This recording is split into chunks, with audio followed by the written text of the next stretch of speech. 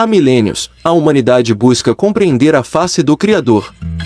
Mas, nas páginas mais antigas e coerentas das Escrituras, esconde-se um enigma que muitos preferem calar.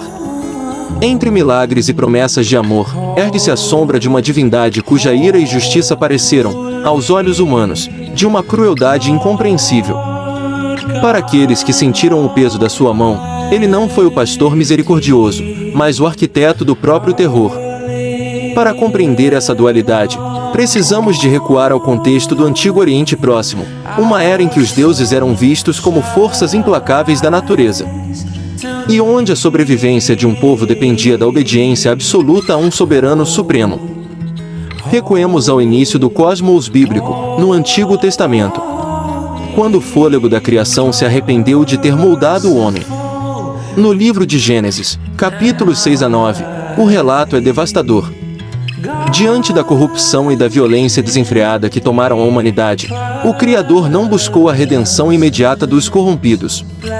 A resposta foi a erradicação. Farei desaparecer da face da terra o homem que criei, sentenciou. Imagine o desespero de milhões. Águas que subiam sem tréguas, engolindo os gritos de inocentes, enquanto apenas Noé e a sua família encontravam refúgio na arca. Sob as ondas do dilúvio, a linha entre a justiça divina e a aniquilação total tornou-se tão cinzenta quanto o céu daquela tempestade. Se a água apagou a vida, o fogo consumiu-a com uma fúria ainda mais aterradora nas planícies de Sodoma e Gomorra, em Gênesis, capítulo 19. Diante da extrema maldade e imoralidade dos seus habitantes, o julgamento desceu dos céus. O relato bíblico descreve que o Senhor fez chover enxofre e fogo sobre as cidades, reduzindo-as a cinzas num piscar de olhos. E para aqueles que tentaram escapar do horror, restou o silêncio eterno. A esposa de Ló cometeu o erro de olhar para trás, talvez tomada pela dor de ver o seu lar arder. O castigo? Ser petrificada no local, transformada numa fria estátua de sal. Uma punição eterna para um mero instante de hesitação humana. A ira divina também se manifestou como instrumento de libertação e punição nacional. No livro do Êxodo, capítulos 7 a 12, as famosas pragas do Egito foram enviadas para punir o faraó e a sua nação por escravizarem o povo de Israel. Água transformada em sangue, rãs, piolhos, trevas, finalmente, a morte dos primogênitos. Um castigo implacável que devastou um império inteiro para fazer valer a vontade divina. E nem mesmo o próprio povo escolhido escapou desse rigor no deserto. Em Números, capítulo 14, após os israelitas duvidarem do poder de Deus e murmurarem, ele decretou que toda aquela geração rebelde não entraria na terra prometida, condenando-os a 40 anos de peregrinação e morte no deserto. Pouco depois, em Números, capítulo 16, quando Corá, Datã e Abirão ousaram rebelar-se contra a liderança de Moisés, a resposta foi imediata e assustadora. A terra abriu a sua boca e os engoliu vivos, junto com as suas famílias e bens. Não se esqueça de seguir o canal para não perder os próximos mistérios, comentar abaixo a sua visão sobre estes acontecimentos e compartilhar. Séculos mais tarde, através das palavras dos profetas, esse mesmo padrão de punição severa repetiu-se. No livro de Ezequiel, capítulo 5, vemos a terrível profecia contra a infidelidade de Jerusalém.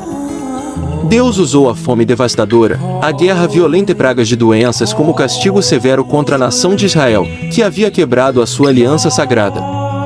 Muitos acreditam que essa face severa pertence apenas ao Antigo Testamento.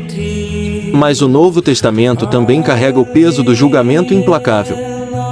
No livro de Atos dos Apóstolos, capítulo 5, versículos 1 a 11, encontramos a trágica história de Ananias e Safira. Ao mentirem ao Espírito Santo sobre o valor real de uma propriedade vendida, ambos caíram mortos, um após o outro, aos pés dos apóstolos. O temor apoderou-se de toda a igreja primitiva. Como bem sintetizou o apóstolo Paulo na sua carta aos Romanos, capítulo 6, versículo 23. Porque o salário do pecado é a morte. Até mesmo na dor física e nas enfermidades do corpo, há quem enxerga a correção ativa do Criador. No livro de Jó, capítulo 33, versículos 19 a 30, ele argumenta que Deus pode usar as doenças e as dores físicas no leito para corrigir o ser humano, desviando-o do orgulho e da ruína eterna. Uma perspectiva que encontra eco na carta aos Hebreus, capítulo 12, versículo 6. Porque o Senhor corrige o que ama, e açoita qualquer que recebe por filho. Sob essa ótica, a dor e o castigo não seriam atos de crueldade arbitrária, mas o último recurso pedagógico de um pai severo. Esse ciclo de retribuição culminará no livro do Apocalipse, onde diversas passagens descrevem a ira final de Deus sendo derramada sem misturas sobre a iniquidade da terra no julgamento final. Mas há um detalhe que a história e a teologia nos convidam a analisar. Para além do choque humano diante dessas narrativas de destruição, existe um importante contexto bíblico. Em quase todos estes relatos, a punição severa surge como o último recurso de Deus diante da persistência obstinada no pecado. Para os escritores bíblicos, essas ações não eram frutos de maldade ou capricho, mas manifestações absolutas de justiça e santidade, necessárias para restaurar a ordem num mundo corrompido. Será o temor a Deus o princípio da sabedoria, ou o reflexo do nosso próprio medo do incompreensível? E você, o que pensa sobre essas passagens misteriosas e severas das Escrituras? A sua opinião é fundamental para continuarmos a desvendar os maiores enigmas da história e da fé.